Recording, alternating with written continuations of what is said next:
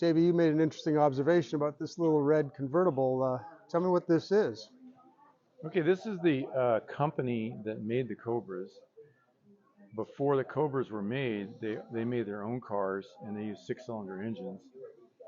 Obviously, the body design is very, very similar, because these are the guys that actually built the Cobras. A lot of people don't realize that. Carroll Shelby did not build the Cobras.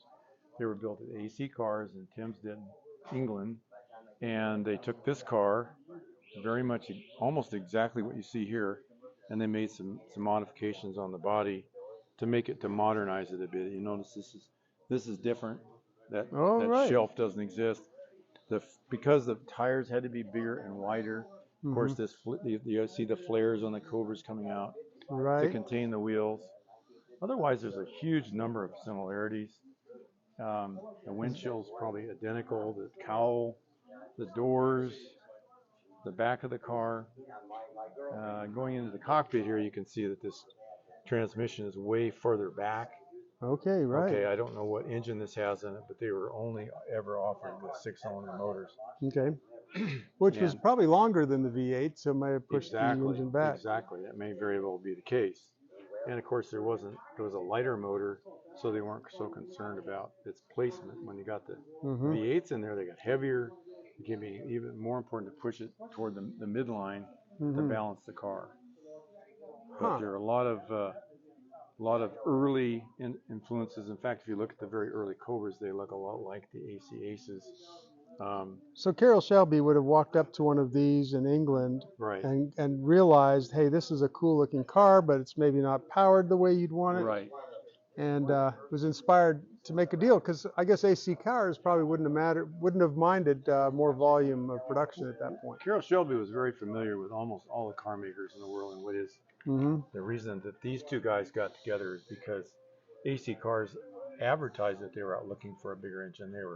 They did fairly well with a smaller motor, but they wanted to get more horsepower because the cars they were competing against were beating them. So they were out looking, and Shelby got wind of it and approached them along with Ford, and took Ford's experimental motor that they'd just come out with.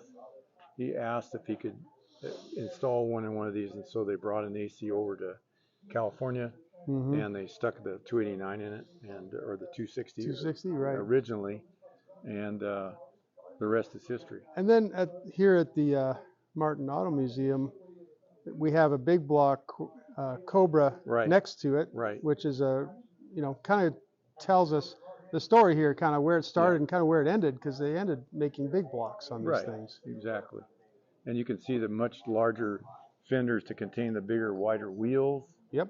But you can notice the doors are almost identical. The tail ends are very similar. They're just morphing into a car that had a much bigger engine, and this was the final iteration of the AC Cobra body, and this car was built up until 68.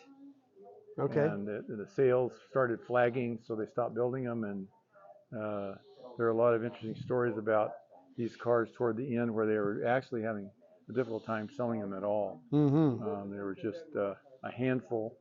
Most people didn't know how to drive them, and probably shouldn't have driven them. So they kind of languished, and Shelby had already moved on to other things, the GTs and the Mustangs that he was using for competition. So he had kind of moved on to different things, and he was not actively involved in the Cobras anymore. He kept a couple of the cars for himself. And apparently this was one of them. So according to this placard here, this was for part of his personal collection until 2002. This is car number CSX 4205. So that tells you the lineage of it and its origins and when it was built and that sort of thing. You can look the car up, and you can see its history to the extent it was or was not raced. It's hard to say. It doesn't have a lot of miles on it. Shelby also created some continuation cars that were made after the fact, a little later, and cars were almost identical. In fact, to this day, the Shelby factory is still cranking out this body style, and so those are called continuation cars. And there are a number of those that have been built and are out in the public. Right on.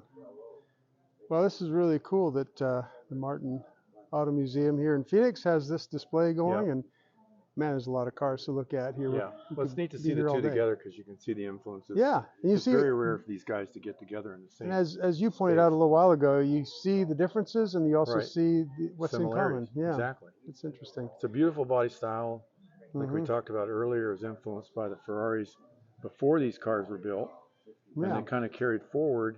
It's a beautiful body style in its own right, but it's unmistakable the influences that the Ferraris had back in the 50s. Yeah. I just, as we wrap up here, I'm just noticing you pointed out the shelf in the front under the headlight. Right. And sure enough, it's gone on this one. So, well, thanks, JB. This was kind of fun.